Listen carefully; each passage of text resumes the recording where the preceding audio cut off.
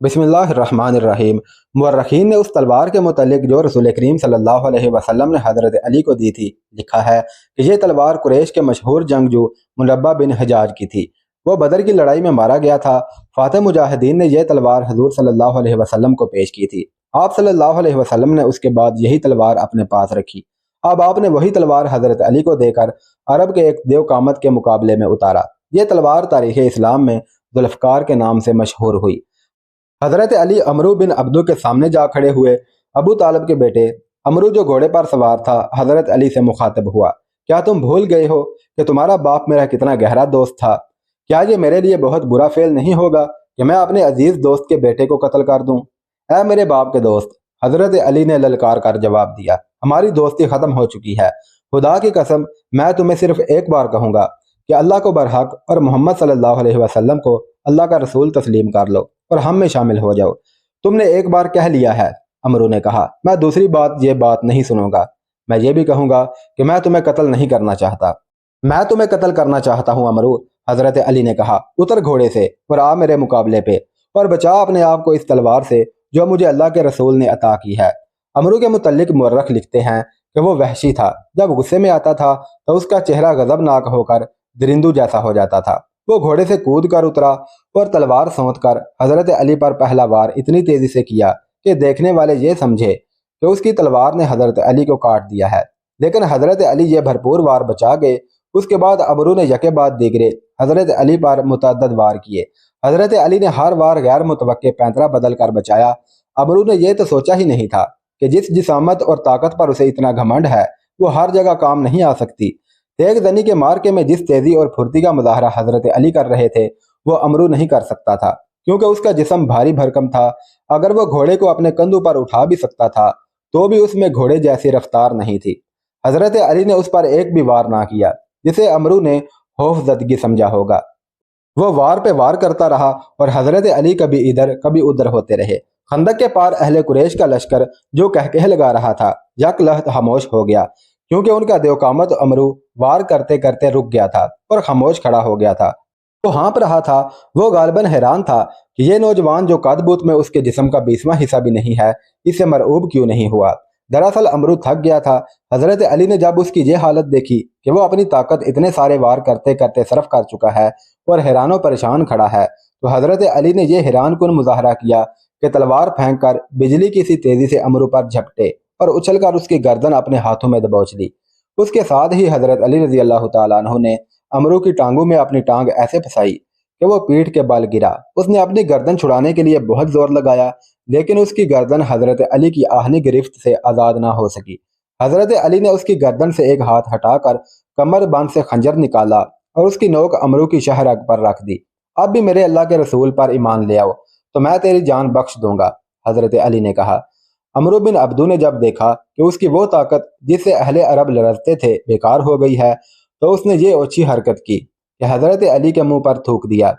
देखने वाले एक बार फिर हैरान हो गए, क्योंकि हजरत अली खंजर से उसकी शाहरग काट देने के बजाय उठ खड़े हुए थे। उन्होंने खंजर कमरबंद में अड़स लिया और हाथों से अपने चेहरा साफ किया। अमरू अब इस तरह उठा जैसे उसके जिस्म की ताकत खत्म हो चुकी हो। सिर्फ उसे ही नहीं, हर किसी को तवक्को थी कि हजरत अली रजी अल्लाह तआला अन्हु उसे जिंदा नहीं उठने देंगे। लेकिन हजरत अली बड़े आराम से पीछे हटे। अमरू, हजरत अली ने कहा, मैंने अल्लाह के नाम पर तेरे साथ जिंदगी और मौत का मुकाबला किया है, लेकिन तूने मेरे मुंह पर थूक कर मेरे दिल में जाती दुश्मनी पैदा कर दी है। मैं तुझे जाती दुश्मनी की बिना पर कत्ल नहीं करूंगा। कहीं ऐसा ना हो कि मेरे खुदा को मेरा ये इंतकाम अच्छा ना लगे। जा यहाँ से, अपनी जान लेकर वापस चला जा। अमरू बिन अब्दू शिकस्त तस्लीम करने वाला आदमी नहीं था। मुअर्रख लिखते हैं कि मैदान में उसकी ये पहली हार थी जिसे वो बर्दाश्त ना कर सका। उसने अपनी हार को जीत में बदलने के लिए ये अच्छी हरकत की कि तलवार निकाल कर हजरत अली पर झपट पड़ा। हजरत अली इस हमले के लिए तैयार नहीं थे, लेकिन उनकी कामयाबी के लिए रसूल खुदा ने खुदा से मदद मांगी थी। ऐन वक़्त पर जब अमरू की तलवार और हजरत अली की गर्दन में 2-4 लम्हों का फासला रह गया था, हजरत अली ने अपनी ढाल आगे कर दी। अमरू का वार इस कदर जोरदार था कि उसकी तलवार ने हजरत अली की ढाल को काट दिया। ढाल हजरत अली के कान के करीब सर पर लगी, जिससे खून फूटने लगा। अमरू ढाल में से तलवार खींच रहा था कि हजरत अली की वो तलवार जो उन्हें रसूल करीम सल्लल्लाहु अलैहि वसल्लम ने दी थी इतनी तेजी से हरकत में आई कि अमरू की गर्दन कट गई। गर्दन पूरी ना कटी, लेकिन शाहरग कट चुकी थी। अमरू की तलवार उसके हाथ से छूट गई, उसका जिस्म डोलने लगा। हजरत अली ने उस पर दूसरा वार ना किया। उन्होंने देख लिया था कि यही वार काफी है। अमरू की टांगें दोहरी हुई, उसके घुटने जमीन पर लगे और वो लड़क गया। अरब की मट्टी उसका खून चूसने लगी। खंदक के पार दुश्मन के लश्कर पर ऐसा सकूत तारी हो गया जैसे पूरे का पूरा लश्कर खड़े खड़े मर गया हो। अब मुसलमानों के नारे गूंज रहे थे। अरबों की रस्म के मुताबिक इस मुकाबले का दूसरा मरहला शुरू हो गया था। मुसलमानों के एक जैश ने अकरमा और उसके बाकी सवारों पर हमला कर दिया था। कुरैश के उन सवारों के लिए भाग निकलने की सिवा और कोई चारा न था।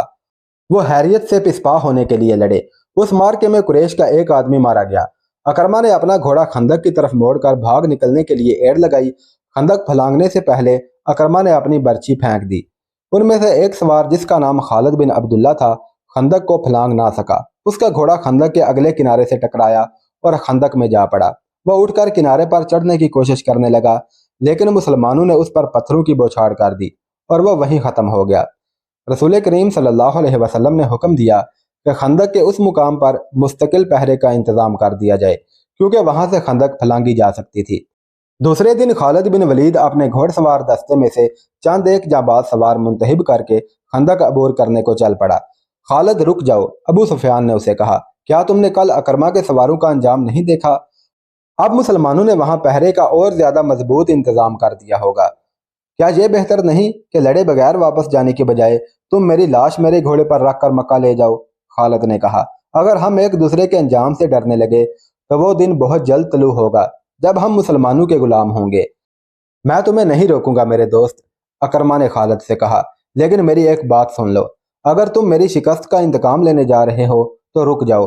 तुम्हें कुरैश की अजमत अजीज है तो जरूर जाओ। आज मदीना की तरफ जाते हुए खालिद बिन वलीद रजी अल्लाह तआला अन्हु को वो लम्हे याद आ रहे थे कि ये जानते हुए भी कि खंदक अबूर करके वो मारा जाएगा, क्यों खंदक की तरफ चल पड़ा था। खालिद चंद एक मुंतहिब सवारों के साथ खंदक की तरफ बढ़ा। उसने खंदक फलांगने के लिए कुछ फासले से अपने घोड़े को एड़ लगाई, मगर उस मकाम के पहरे पर जो मुसलमान कहीं छुपे बैठे थे, उन्होंने तीरों का मी बरसा दिया। खालिद बिन वलीद ने लगाम को पूरी ताकत से खींचा और उसका घोड़ा खंदक के ऐन किनारे पर जा रुका। खालिद बिन वलीद ने घोड़े को पीछे मोड़ा और अपने तीर अंदाजों को बुलाया। उसने सोचा था कि उसके तीर अंदाज मुसलमानों पर तीर फेंकते चले जाएंगे, जिससे मुसलमान सर नहीं उठा सकेंगे और वो खंदक फलांग लेगा। लेकिन मुसलमानों ने तीर अंदाजी में इजाफा कर दिया। खालिद को पिस्पा होना पड़ा। खालिद इस अंदाज से अपने सवारों को वहां से हटाकर दूसरी तरफ चल पड़ा, जैसे उसने खंदक पर एक और हमला करने का इरादा तर्क कर दिया हो।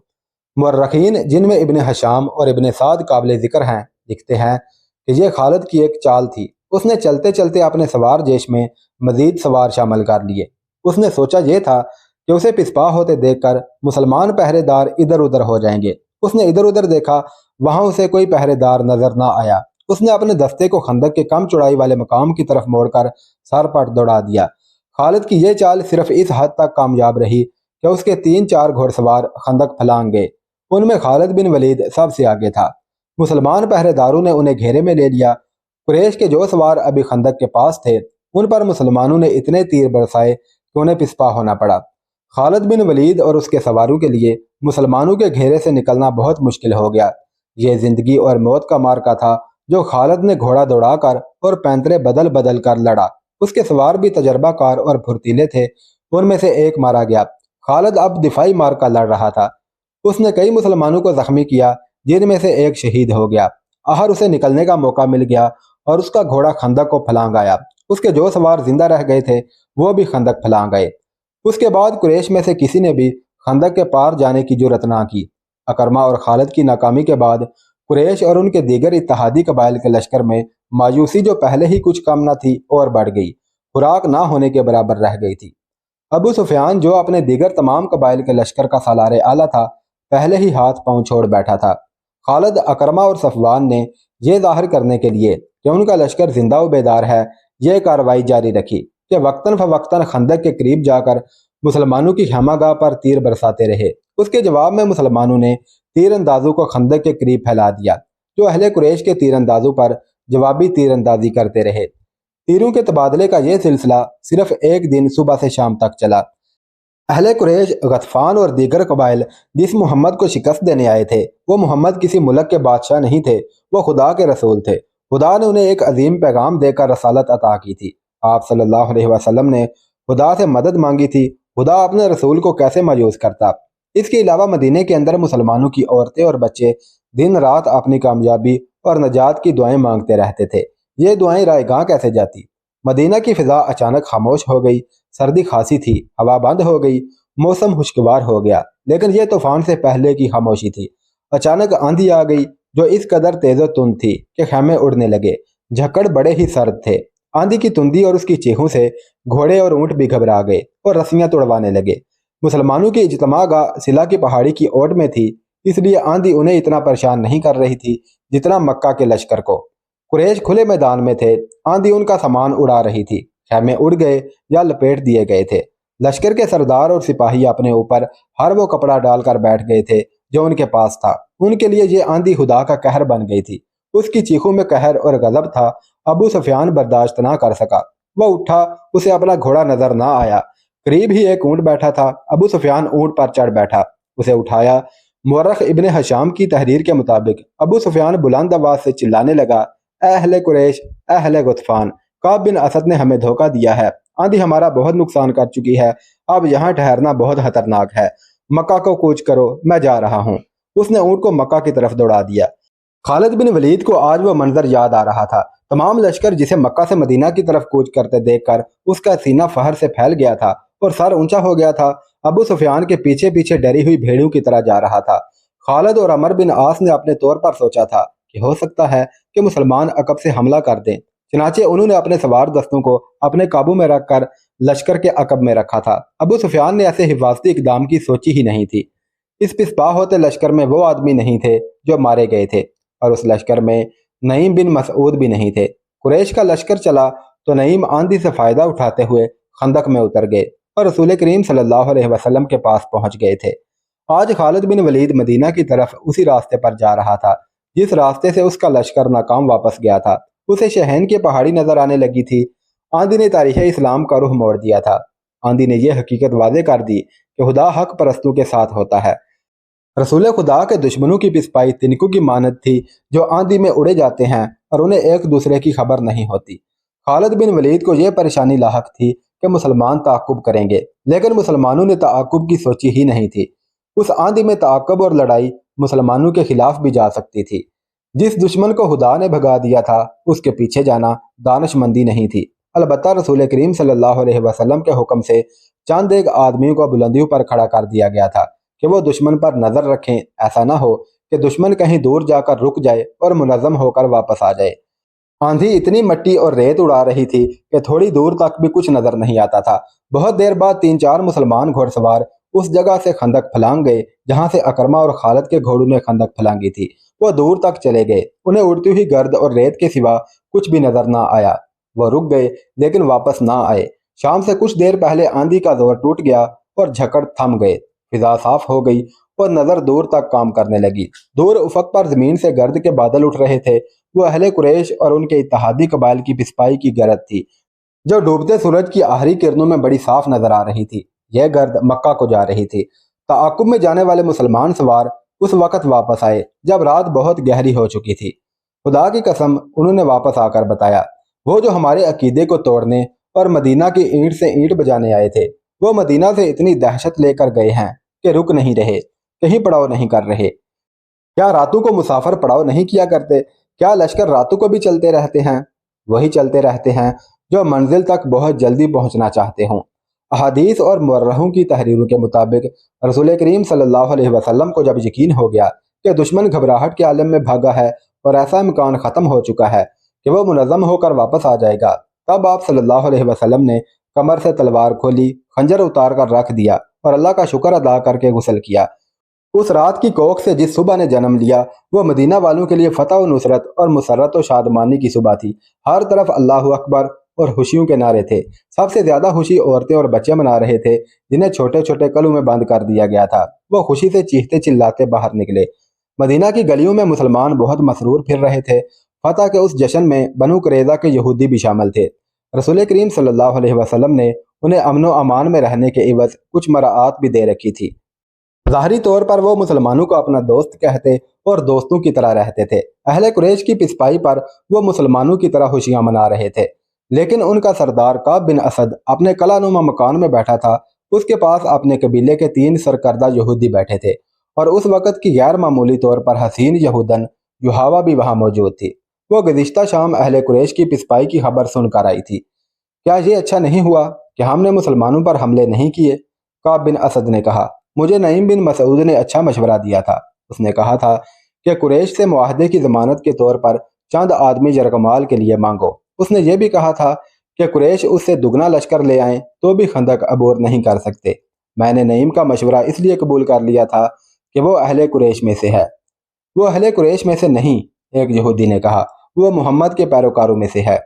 خدائے یہودا کی قسم، تمہاری بات سچ نہیں ہو سکتی، کعب بن اسد نے کہا۔ وہ اہل قریش کے ساتھ آیا تھا، مگر ان کے ساتھ گیا نہیں ہے، اسی یہودی نے کہا۔ میں نے کل شام اسے مدینہ میں مسلمانوں کے ساتھ دیکھا ہے۔ اس وقت تک اہل قریش کا لشکر مدینہ سے بہت دور جا چکا تھا۔ پھر تمہیں کس نے بتایا ہے کہ وہ محمد کے پیروکاروں میں سے ہے؟ کعب نے کہا۔ میں ایسی بات کو کیوں سچ مانوں جو تم نے کسی سے پوچھا نہیں؟ میں نے اپنے ایک مسلمان دوست سے پوچھا تھا، یہودی نے کہا۔ میں نے نعیم کو دیکھ کر کہا تھا کہ کیا مسلمان اب قریش کے جنگی قیدیوں کو کھلا رکھتے ہیں؟ میرے دوست نے جواب دیا تھا کہ نعیم کبھی کا اسلام قبول کر چکا ہے، اسے مدینہ میں آنے کا موقع اب ملا ہے۔ پھر اس نے ہمیں مسلمانوں سے نہیں بلکہ مسلمانوں کو ہم سے بچایا ہے، کعب بن اسد نے کہا۔ اس نے جو کچھ بھی کیا ہے ہمارے لیے اچھا ثابت ہوا ہے۔ اگر ہم قریش کی بات مان لیتے تو مسلمان ہمارے دشمن ہو جاتے۔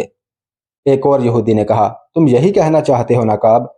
مسلمان پھر بھی ہمارے دشمن ہیں۔ ہمیں محمد کے نئے مذہب کو یہیں پر ختم کرنا ہے، ورنہ محمد ہمیں ختم کرا دے گا۔ کیا تم دیکھ نہیں رہے کہ یہ مذہب جسے لوگ اسلام کہتے ہیں کتنی تیزی سے مقبول ہوتا جا رہا ہے؟ تیسرے یہودی نے کہا، ہمیں اس کے آگے باندھ باندھنا ہے، اسے روکنا ہے۔ لیکن کیسے؟ کعب بن اسد نے پوچھا۔ قتل، معمر یہودی نے کہا، محمد کا قتل۔ ایسی جرت کون کرے گا؟ کعب بن اسد نے کہا۔ تم کہو گے کہ وہ ایک یہودی ہوگا۔ اگر وہ محمد کے قتل میں ناکام ہو گیا تو بنو قینقاع اور بنو نذیر کا انجام دیکھ لو۔ مسلمانوں نے انہیں جس طرح قتل کیا ہے اور ان میں سے زندہ بچے رہنے والے جس طرح دور دراز کے ملکوں کو بھاگ گئے ہیں، وہ نہ بھولو۔ خدائے یہودا کی قسم، معمر یہودی نے کہا، میری عقل تم سے زیادہ کام نہیں کرتی تو تم سے کم بھی نہیں۔ تم نے جو آج سوچا ہے وہ میں اور لیس بن مشان بہت پہلے سوچ چکے ہیں۔ کوئی یہودی محمد کو قتل نہیں کرنے جائے گا۔ پھر وہ کون ہوگا؟ کعب نے پوچھا۔ وہ قبیلہ قریش کا ایک آدمی ہے، بوڑھے یہودی نے جواب دیا۔ لیس بن مشان نے اسے تیار کر لیا ہے۔ میرا خیال ہے کہ اب وہ وقت آ گیا ہے کہ یہ کام کر دیا جائے۔ اگر تم لوگ بھول نہیں گئے کہ میں بنو قریظہ کا سردار ہوں تو میں اس کام کی اجازت کیسے دے سکتا ہوں جو مجھے معلوم ہی نہ ہو کہ کیسے کیا جائے گا؟ کعب بن اسد نے کہا۔ اور مجھے کون بتائے گا کہ اس آدمی کو اتنے خطرناک کام کے لیے کیسے تیار کیا گیا ہے؟ کیا اسے ابو سفیان نے تیار کیا ہے؟ خالد بن ولید نے تیار کیا ہے؟ سنو کعب، بوڑھے یہودی نے کہا، اور یہودی لڑکی یحاوہ کی طرف دیکھا۔